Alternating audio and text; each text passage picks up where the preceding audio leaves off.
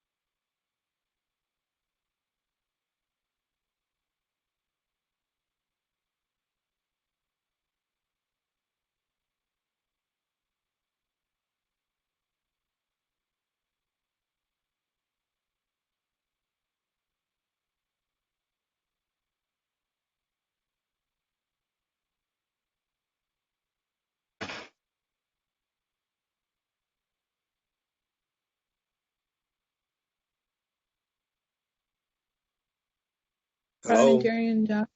Hi. Okay.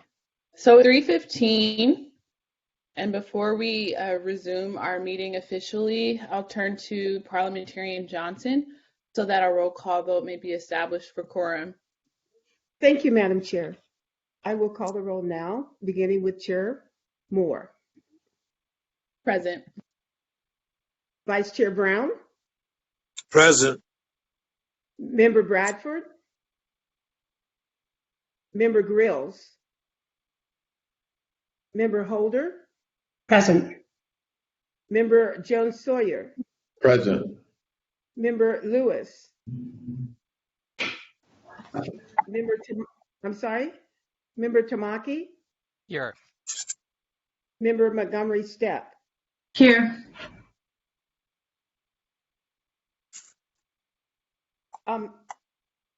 Madam Chair, there are 9 members on the task force. 5 members are necessary for a quorum. We have 6 members present and a quorum is established.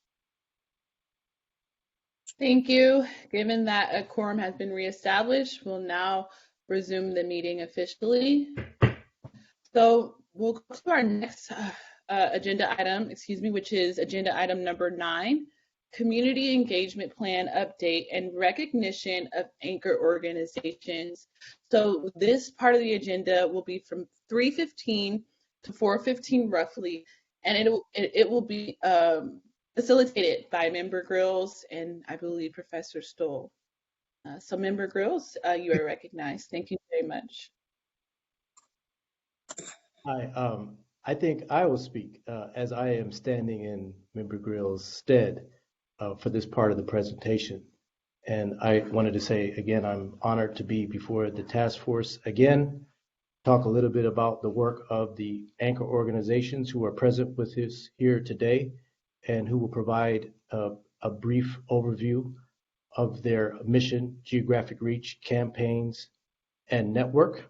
But I did want to note that the Bunch Center and the anchor organizations, as well as all who are involved in the community listening session planning, including the communications firms and our professional facilitator, are in the planning stages for the community listening sessions, which will be happening later this winter and spring.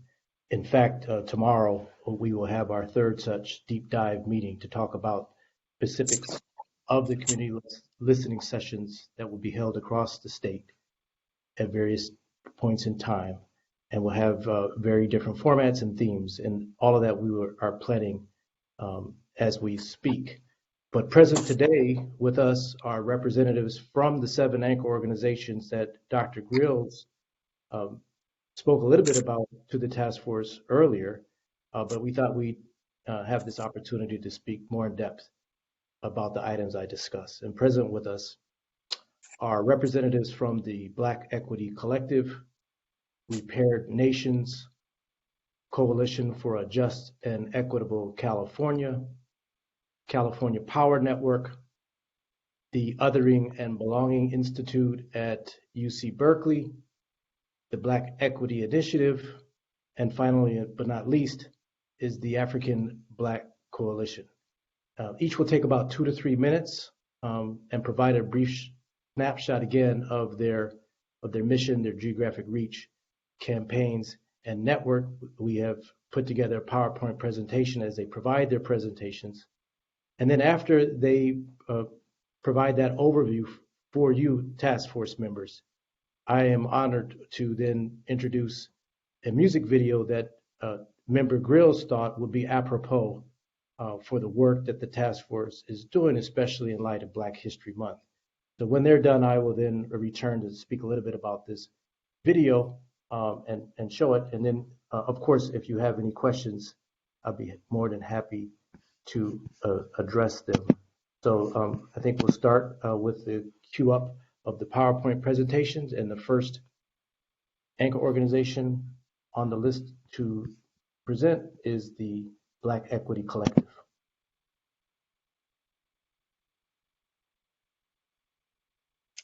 Good afternoon to the members of the task force and to the community at large. I'm happy to present on behalf of the Black Equity Collective. My name is Larisha Franks, and I'm the Senior Lead for Organizational Development and Strategic Partnerships. You can click through to the slides. Thank you. I would like to first share that the Black Equity Collective was birthed out of the current iteration of the Black Equity Initiative. This was a 4-year effort that began in 2017 to support 15 Black-led and Black-serving organizations whose work addressed issues within education, criminal justice, and workforce development. The initiative's goal at that time was to, 1, address conditions that perpetuate institutional racism against Black people, and 2, build a community of learning and practice that strengthens the work on the ground and informs the broader philanthropic field of best practices to advance racial justice at scale. The 15 organizations were provided with sufficient multi-year resources to do sustained systems change work, and were brought together to share ideas on how to support Black leaders and build the infrastructure of Black-led organizations. And so it was in that learning space that the vision for the Black Equity Collective was created. And so the mission of the Black Equity Collective is to join both public and private funders and communities as partners in strengthening the long-term sustainability of Black-led and Black empowering organizations in Southern California, which for us include Los Angeles, San Bernardino, and Riverside counties. And we aim to do this, if you can click to that there, thank you.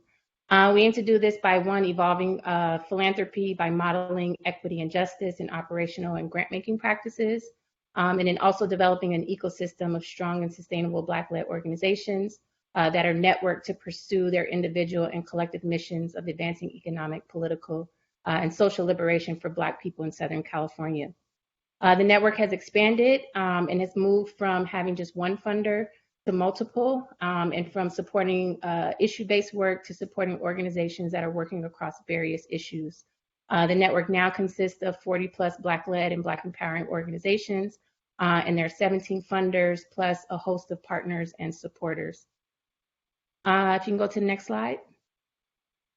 And so here's a snapshot of some of our work, which includes the release of publications that are geared towards educating funders on grant making from a Black equity lens, and hosting events that'll help bridge the gap between funders and the Black community. And so for our listening sessions, we're looking to tap into our network of organizations and hear from them, as we believe reparations should include special consideration for Black-led organizations that not only work in Black communities and serve Black families, but also employ Black residents.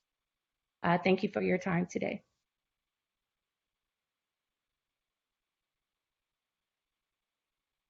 Thank you, and then we'll move on to Repaired Nations.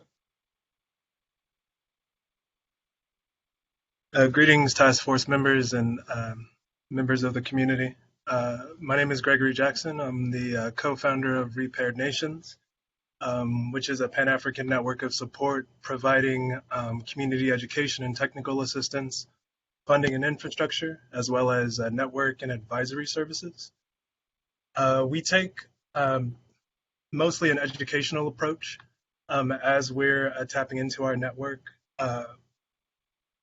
specifically in California, but also throughout the US. What is central to our education is our book club, which centers around Black cooperative owners and helping them understand the history that brought us here. Amazing book by Jessica Gordon Nembhard called Collective Courage, which chronicles our history since about the 1700s.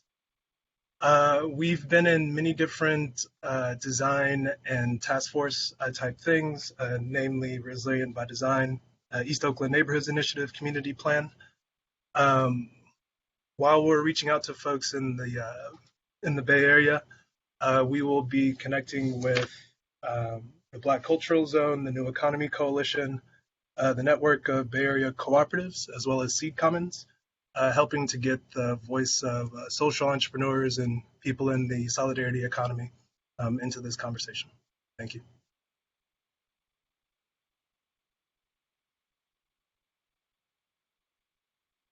Next is Coalition for a Just and Equitable California. Good afternoon, task force members, staff, and community members listening and watching across California and nationwide. My name is Tiffany Quarles, and I am a founding member of CJEC, the Coalition for a Just and Equitable California. On behalf of CJEC, I'd like to thank you for selecting us as a community anchor organization. We are honored and humbled by this historic opportunity to expand our community engagement efforts for California reparations. The Coalition for a Just and Equitable California is a statewide grassroots coalition of California community-based organizations working to achieve reparations and reparative justice for Black Americans, descendants of U.S. slavery. We advocate for, as well as engage with California's Black American descendants of U.S. slavery to achieve our mission. In 2020, our advocates worked hard to improve and enact AB 3121, the state law that created America's first in the nation task force to study and develop reparations proposals for African Americans. Now we're working to make sure the descendant community participates in creating strong reparations legislation. Our coalition partners include the California Black Lineage Society, the National Assembly of American Slavery Descendants Los Angeles, and the American Redress Coalition of California. CJEC partner organizations work in communities across California, including Sacramento, the Bay Area, the Inland Empire, San Bernardino County, and Los Angeles. Next slide. CJEC is actively engaging our community about community reparations.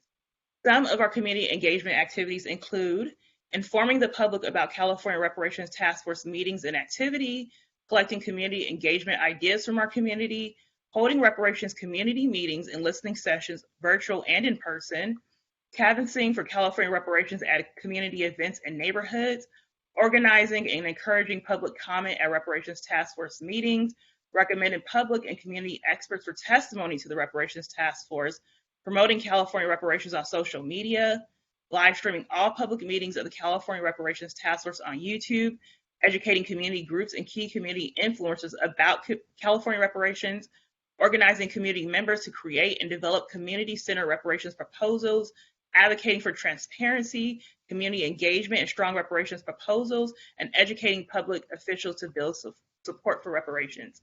Next slide. Thank you again for this historic opportunity. We look forward to working with you and our anchor organization partners to achieve reparations and reparative justice in California. We also like to thank the California Black Women's Health Project for being our fiscal sponsor.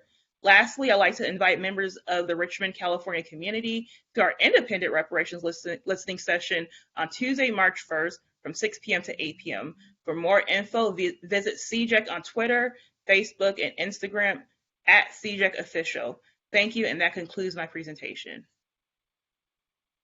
Thank you. Next is California Black Power Network.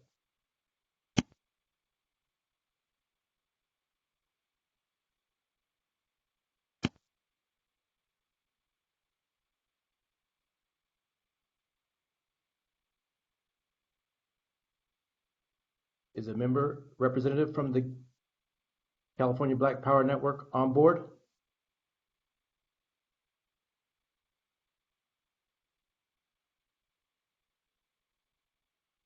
Okay.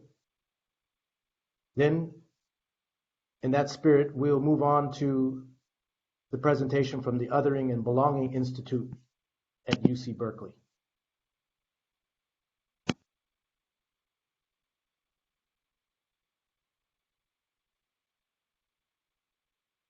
Hello.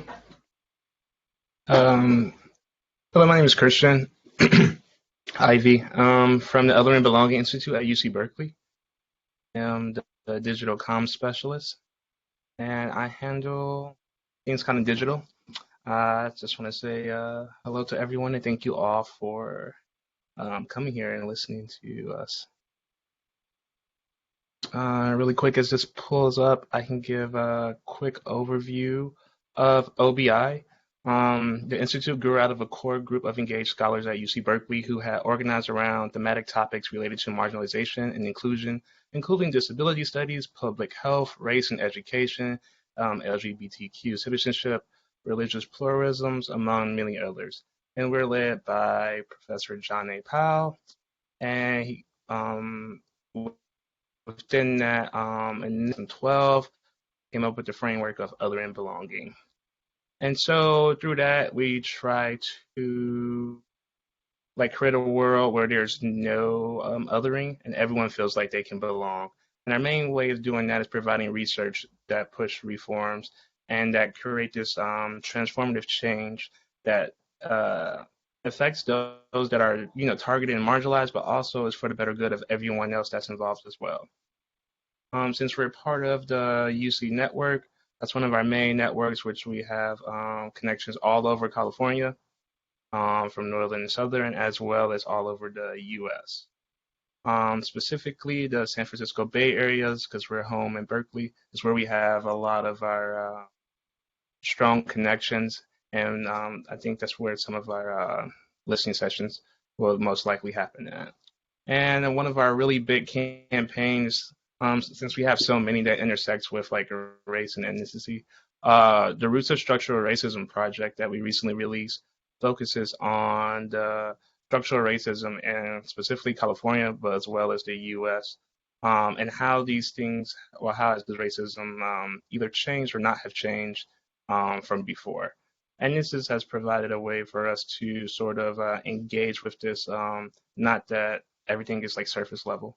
And this project has been featured in Time Magazine, CNN, New York Times, The Atlantic, Wall Street, Political, and like so many other places if you're interested in just giving a quick Google search. Yeah. If you hit the next slide for me, please. And it just shows particularly that we have a recent project that we came out with was the Structural Racism Remedy Repository. And in short, basically, it's like a wiki of policy solutions for structural racism for California and the U.S. Yes, we recently released that, and that's in connection with our structural racism project. So we're looking forward to using those like policy and research to kind of shape things up. Thanks again for listening.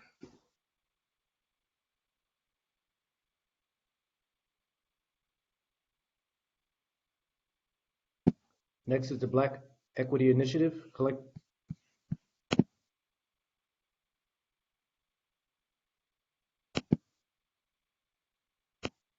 Good afternoon. I'm Pastor Samuel Casey of the Black Equity Initiative, Executive Director of Congregations Organized for Prophetic Engagement, or COPE. We're one of the co-conveners and co-creators of the Black Equity Initiative in the Inland Empire, which is situated in Southern California, two of the largest counties in the state of California, really in the United States. Our network is comprised of 45 Black-led or Black empowering organizations, and today is a true testament of us coming together to be able to present to this august body just the powerful work that we believe is going to continue to happen through the work of the reparations. The Black Equity Initiative, we are a coalition that was formed in 2014 with really a general desire to shape and improve the Black community here in San Bernardino and Riverside County by leading campaigns that would empower and organizing around education and policy and practice change. The strategies that we employ focused on systems change and policy change in the areas of civic engagement, criminal justice reform, transformative work around housing, specifically for those who have been system impacted and their families, around housing justice, health equity, education equity, and economic liberation. Our reach, as stated earlier, is based in the Inland Empire communities of San Bernardino and Riverside counties. Next slide, please.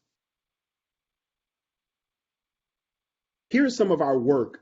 We were one of the very first counties in the state of California to declare racism as a public health crisis here in San Bernardino County and push other municipalities to follow suit likewise. We're constantly being led by our faith and community leaders. We build and organize people power.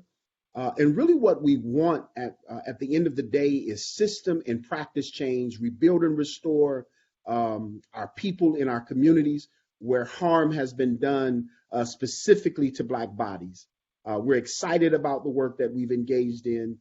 And recently, just out of this fund that was created, $5 million fund established through the Black Equity Initiative, just recently funded some 20 plus organizations to the tune of over $770,000, close to $800,000 in funding for those Black-led, Black empowering organizations. Thank you so much for having the opportunity to present, and we look forward to the empowering work that's continuing to take place through these efforts. God bless. Thank you for a terrific presentation. Last but not least, we have the African Black Coalition.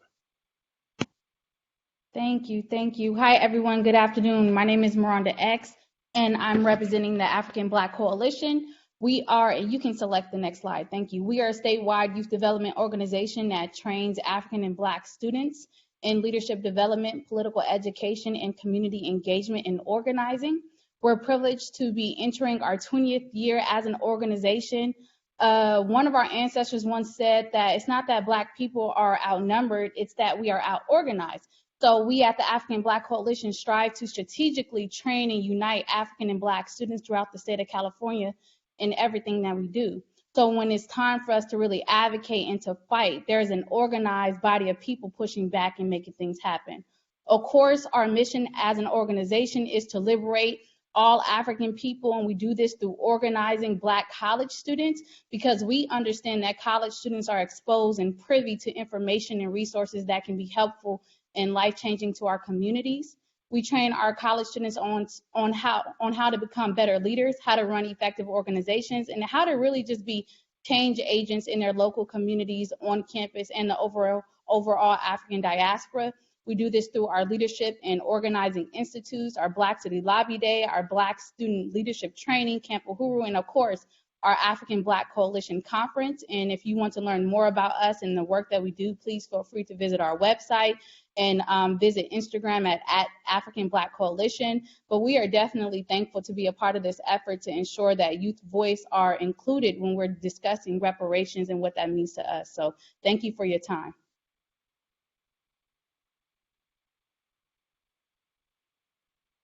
Thank you, representatives for the anchor organizations. And let me just reiterate to the task force that— Professor Stoll? Yes. There was one more person that was skipped. Her name is Kristen Nimmer. She says she's here. Oh, beautiful. Maybe Kristen Nimmer try to speak again. Sure. Kristen, let us know the organization that you're representing today, and then let's see if we can move back to the point in the slides where we could present with her discussion.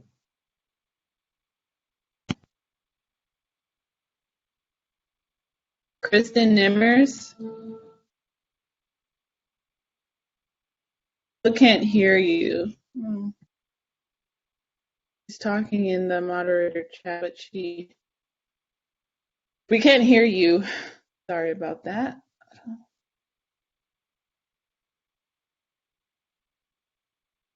At least staff can. She doesn't think she's part of the presenters. Can the staff elevate her to be a part of the presenters? Yeah, I don't see her name as part of the presenters.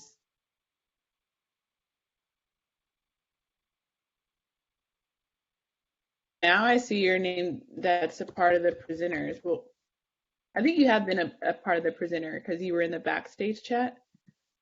So Kristen Nimmers, can you try to speak again? If not, we might have to skip. Or you can try to log back in and out.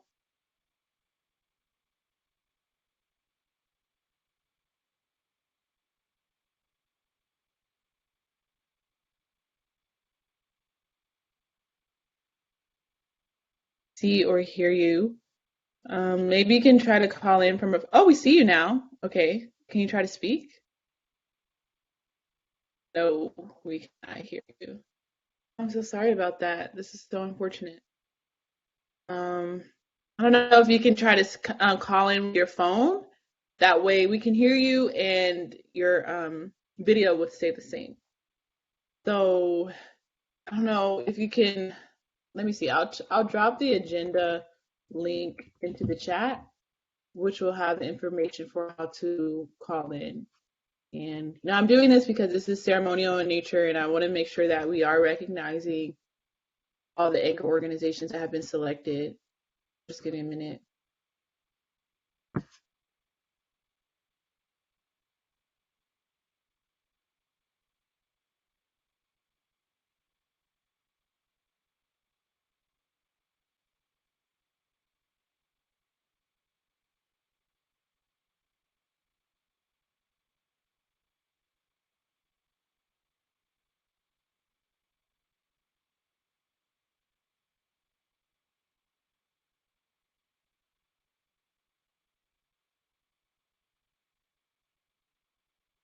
Okay, maybe try to unmute 'cause now I see my microphone. So try to use your computer to unmute and speak. You're still on mute. Okay, try to speak.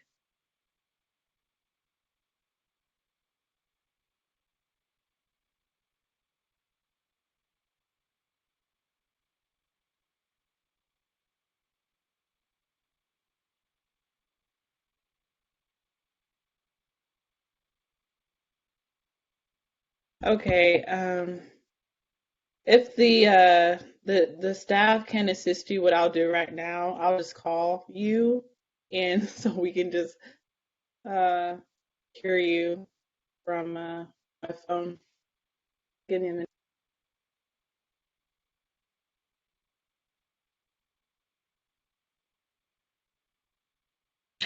Sorry about that. Okay.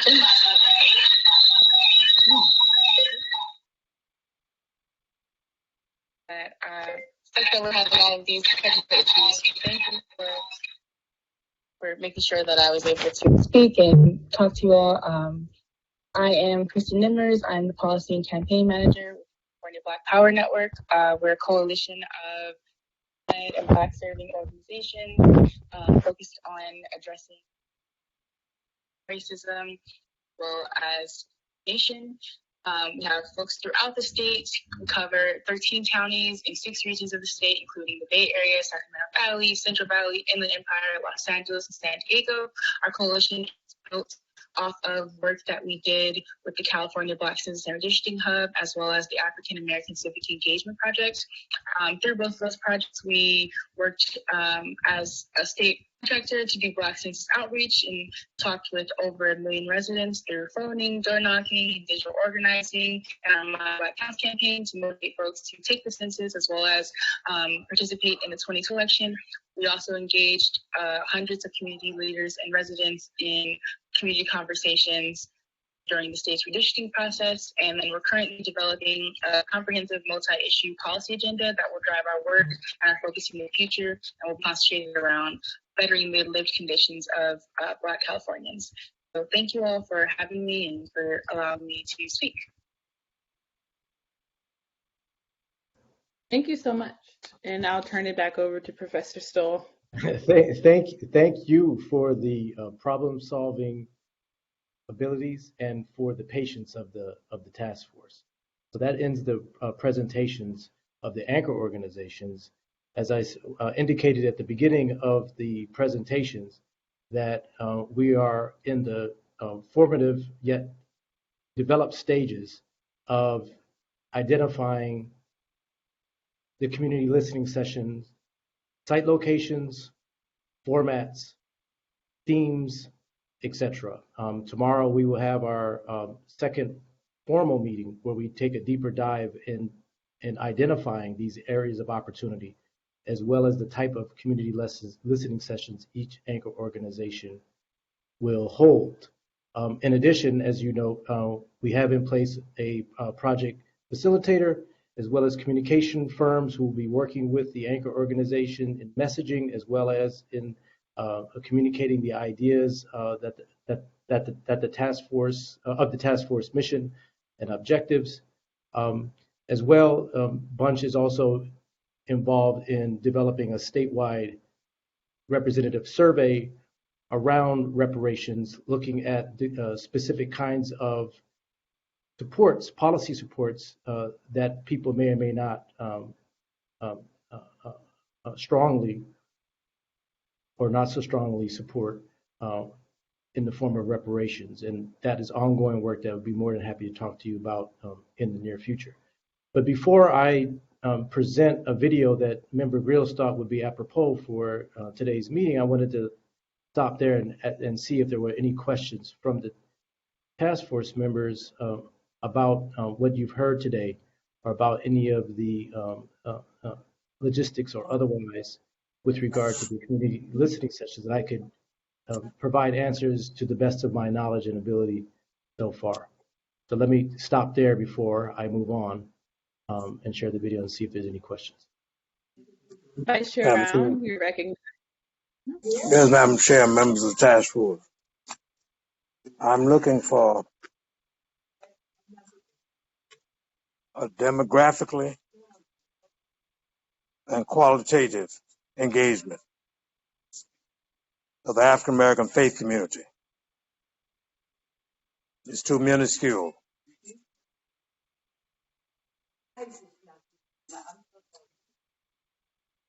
What ideas you have in mind about that?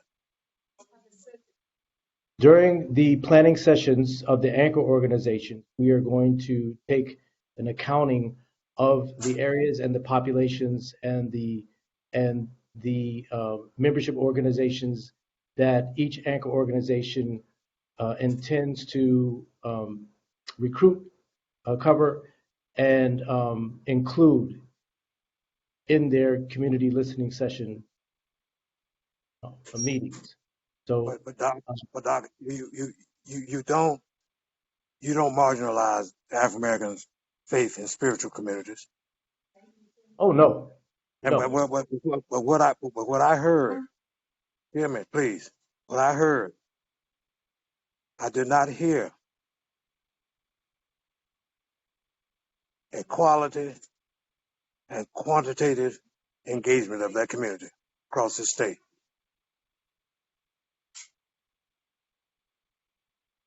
Okay, I understand. So we will make it a point of emphasis, but that is certainly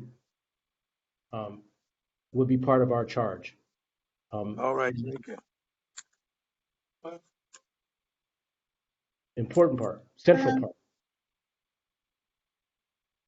Okay, great. Vice Chair Brown, did you have any other questions? Thank you for that. Thank you. Thank you. Yeah, thank you for that.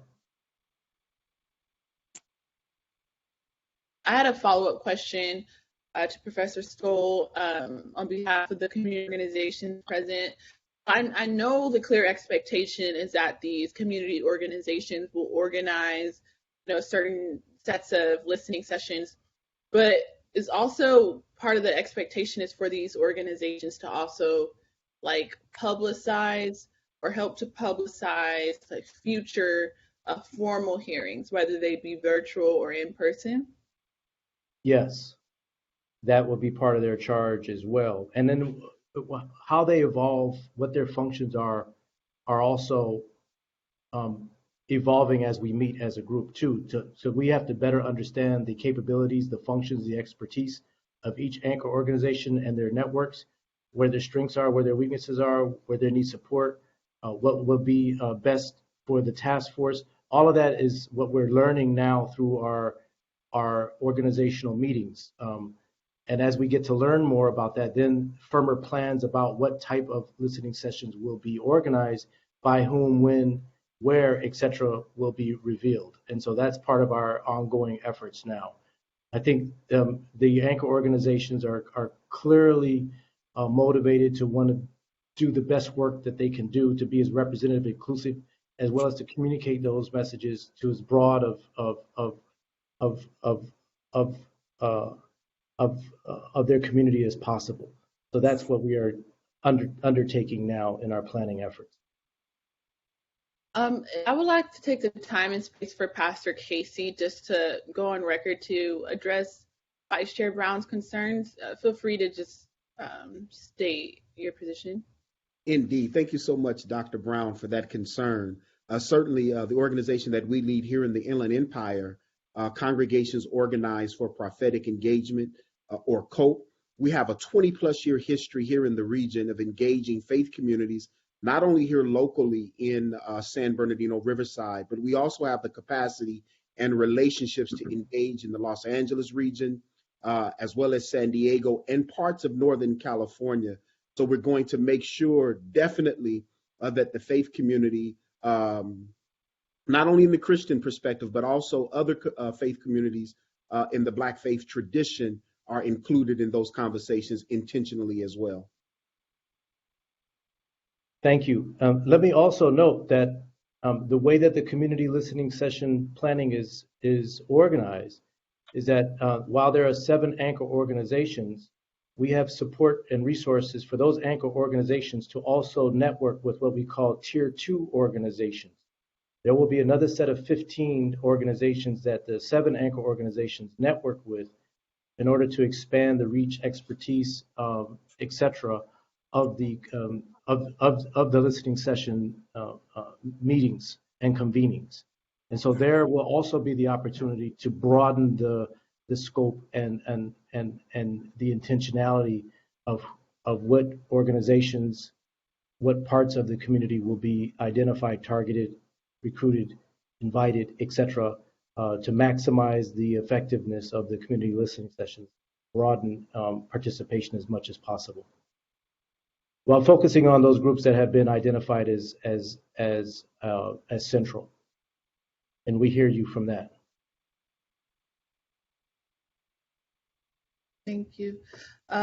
Member Holder, but before we go to Member Holder, I want to give the organization some time and space. I want to pose a question in the event that you all have any questions to us or for us as task force members, like start ruminating about that and feel free to pose them before we close today.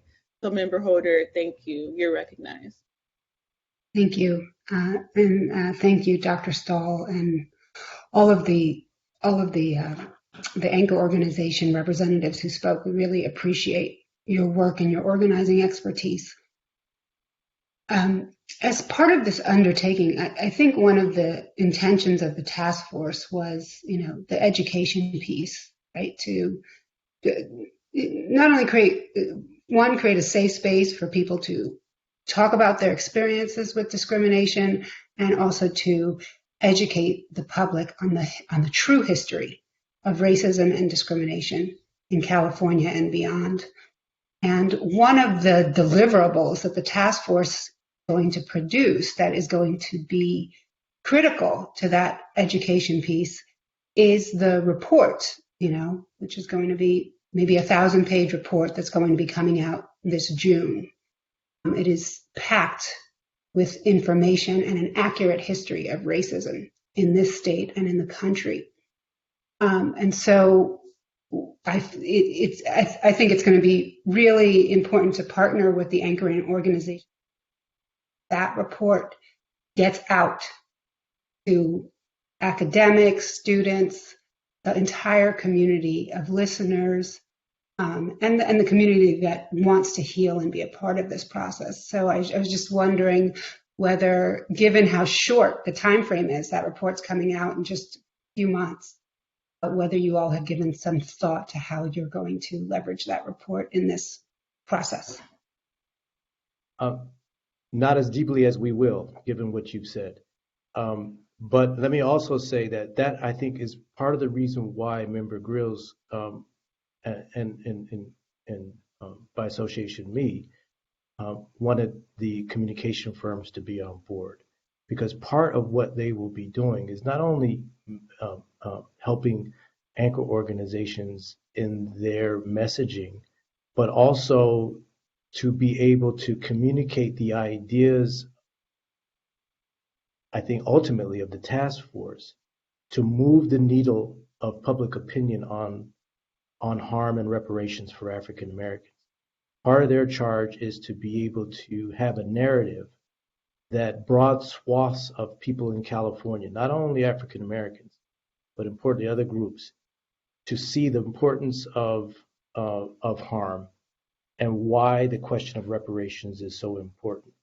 I think ultimately that is part of what we hope we're able to achieve with the listening sessions, not only to get people to come in and talk about their stories, but it's also about being able to communicate those stories in a way that people see that there's a reason that people can see a different view if they had, other positions on discrimination and remedy. Because I think that's what we want. I mean, ultimately, we want to be able to move the needle at the state level in the legislature to be able to ask the question of what's possible for redress. And I think you broaden the options when you have more support. And I think part of what the communications job will be doing, because we'll be using various forms of media, including radio, et cetera, to be able to create this narrative about why this commission is important. What is it that they're tackling, and why it's necessary to propose solutions. But I think in that sense, the model for community engagement is important, because it's not only getting input, but it's also using that input to opinion around the central questions that you, the task force members, are charged with.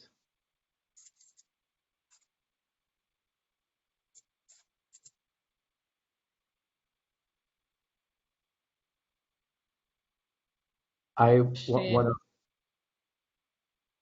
want to ask if there was questions, because I also wanted to thank you and tell you again that I'm honored that you allowed me to be in your presence today to speak a little bit about the work that we're doing with the anchor organizations.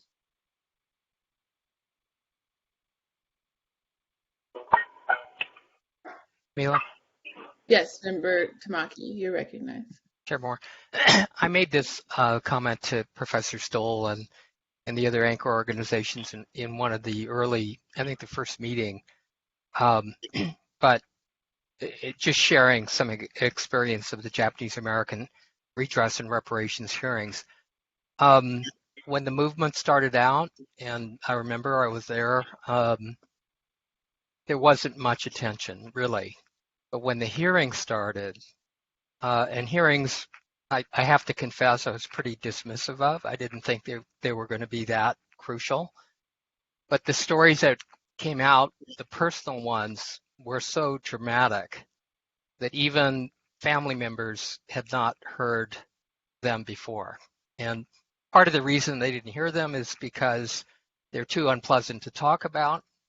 People wanted to move on, or they were so normal that people kind of felt it was no big deal.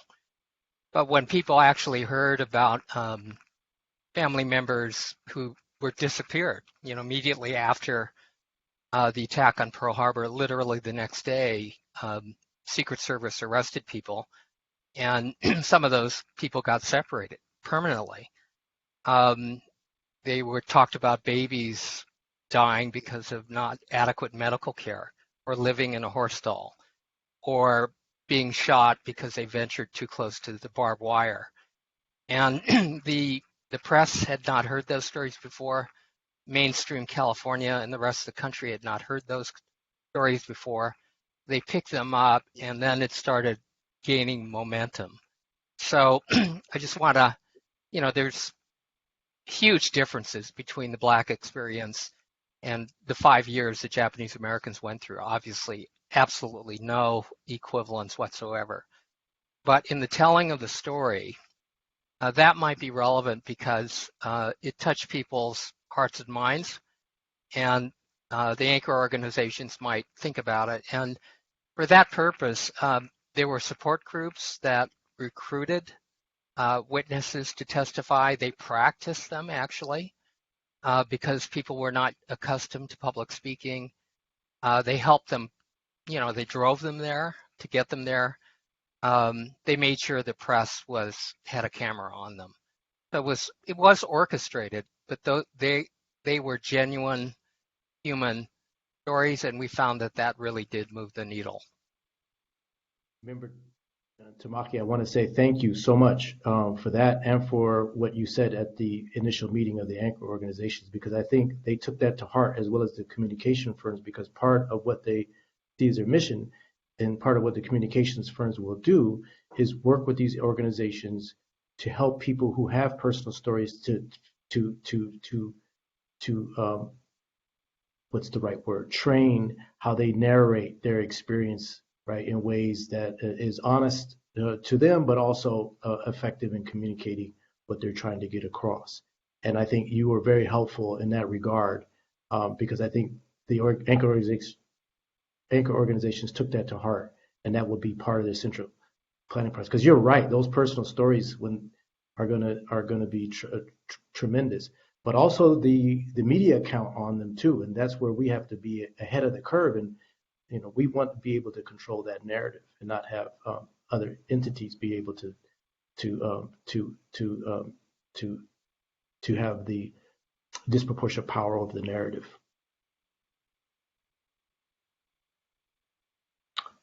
I am also charged with sharing a video.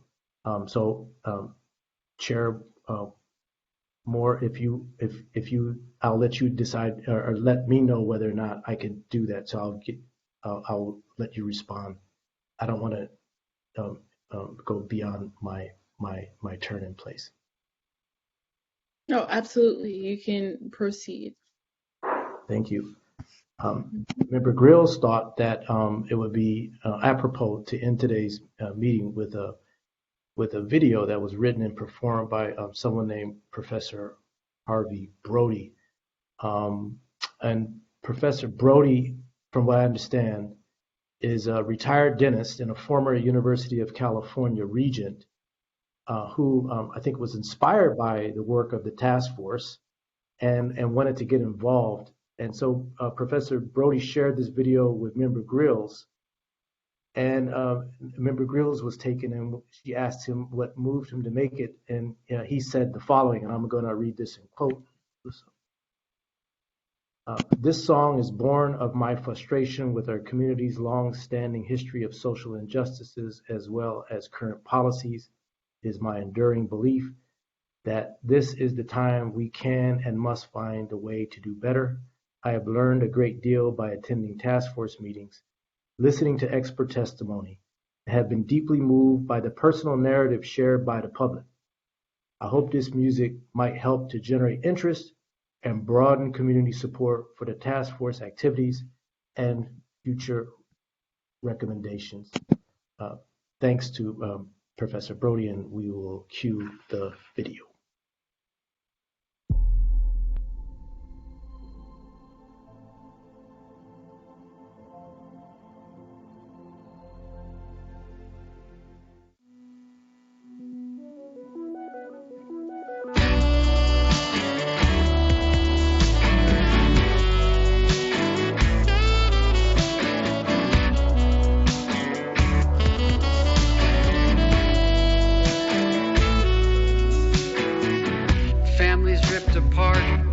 Couldn't be any worse. Kidnapped, chained, and sold, that's the curse. Tried to learn and listen to hear all sides, but there is truth and there are lies. You built your wealth in creating the hood and increased the gap any way that you could. Now hear me out, the train's leaving the station. My next stop, reparations. Some say no way, why should I pay? I did no wrong back in the day. I say no way, I say no pay. You break it, you buy it, we broke it. Break it, you buy it, let's own it. You break it, you buy it, we broke it. Break it, you buy it, let's own it.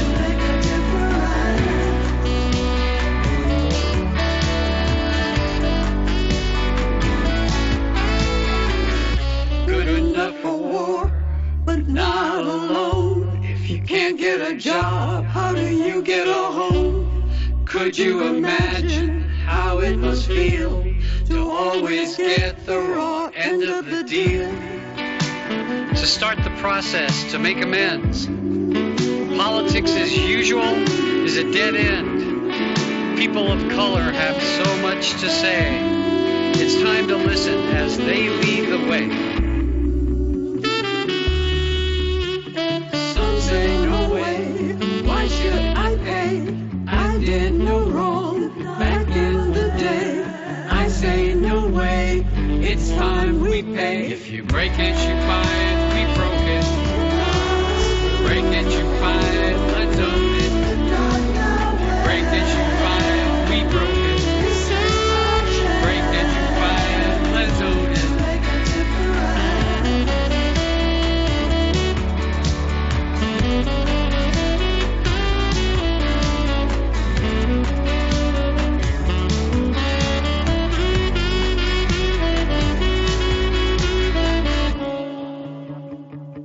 If not us, who?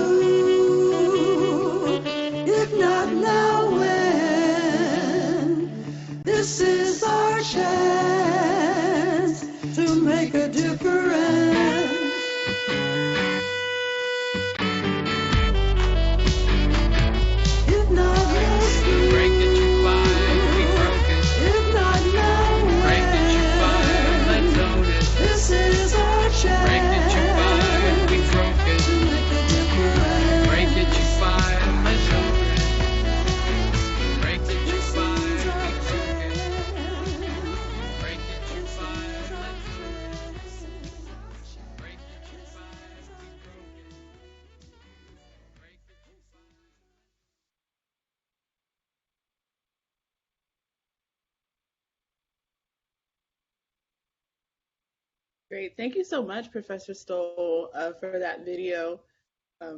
That is super inspiring. Yeah, and I always say when the arts, when arts and culture, when those movements get into and intersect with political movements, that's where we're really seeing progress. So I think that was a great video. Thank you so much for that, and I hope to see more inspired through these task force efforts. That means we're doing a good job. Thank you for having me today. Thank you for having the anchor organizations present. I know they can't all speak, but I'm sure they would say that as well.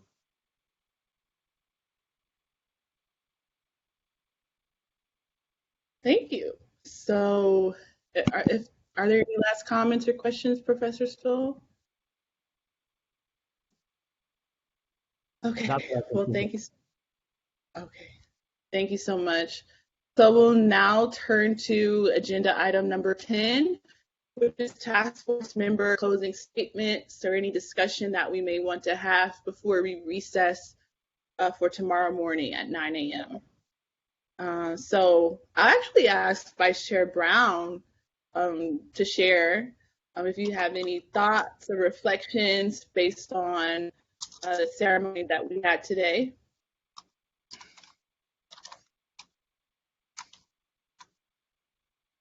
As I said just earlier, Madam Chair, I'm serious.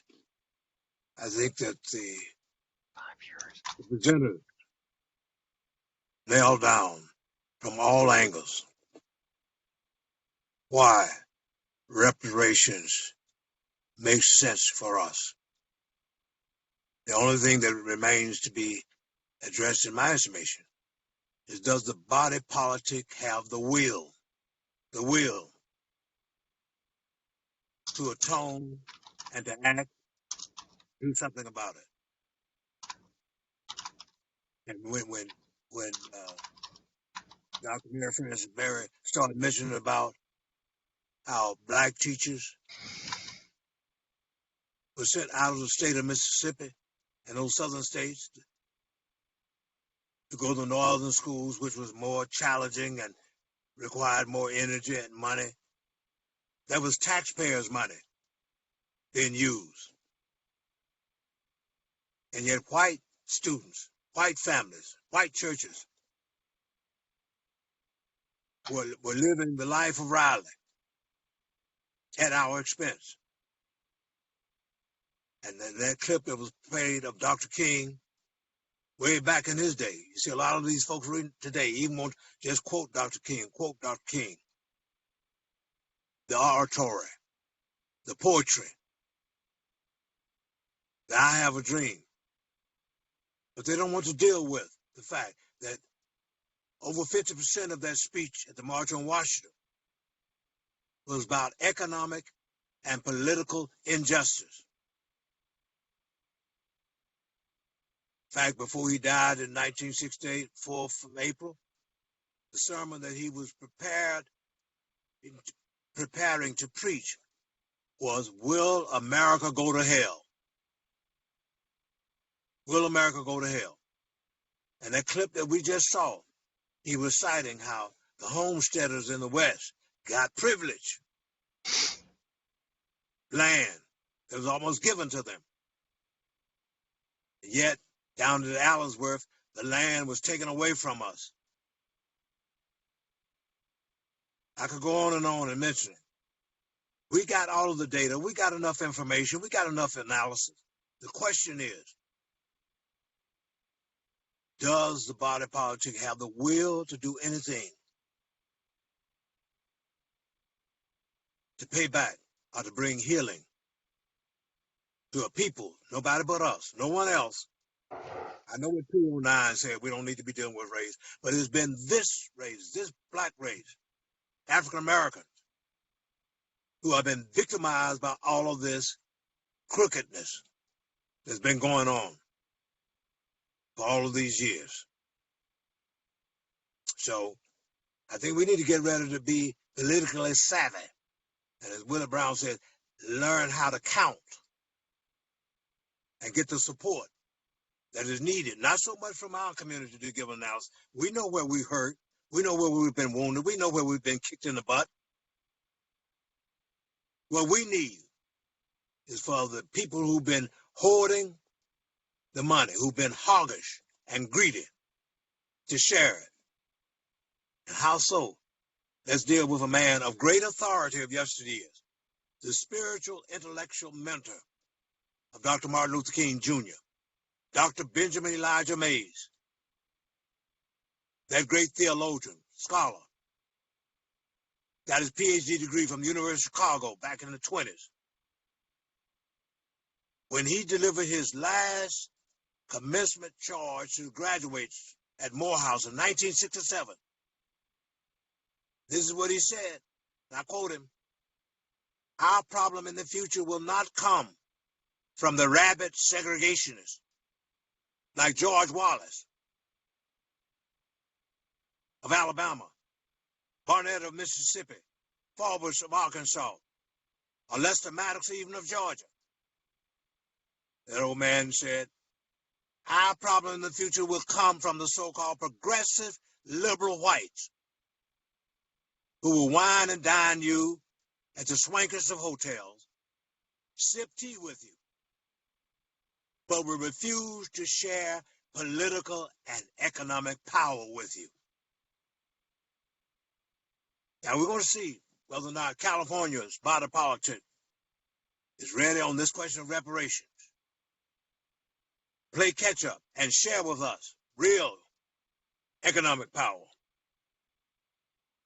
Share with us the political power that gets things done through the political process. Thank you, Madam Chair, and members of the task force. Thank you so much, Vice Chair Brown, for those moving reflections. Are there any other comments from our task force members today?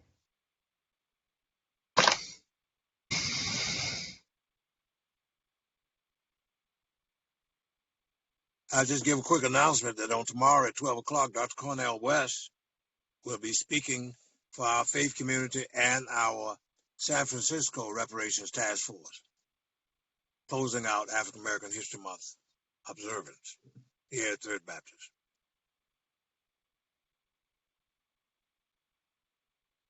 Senator Bradford, you are recognized. Thank you, Madam Chair. And I just would like to echo a little bit of what Dr. Brown just stated, and not only the political will of this task force, but I really encourage you to start having a conversation with the legislature.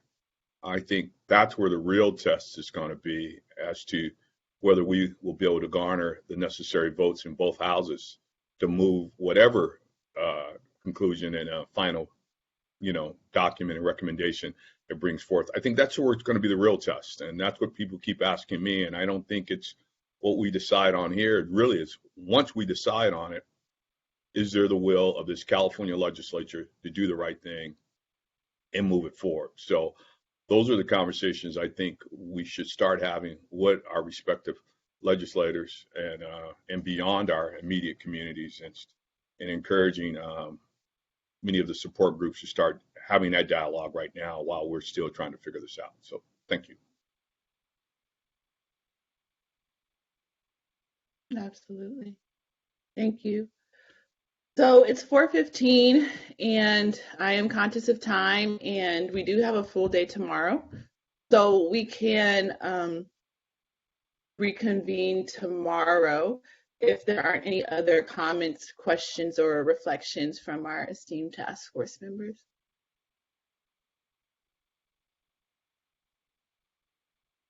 Hearing no more reflections, I would like to thank members of the public and, of course, our esteemed task force members for this incredible day as we celebrate Black History Month and the history of reparations advocacy in the United States.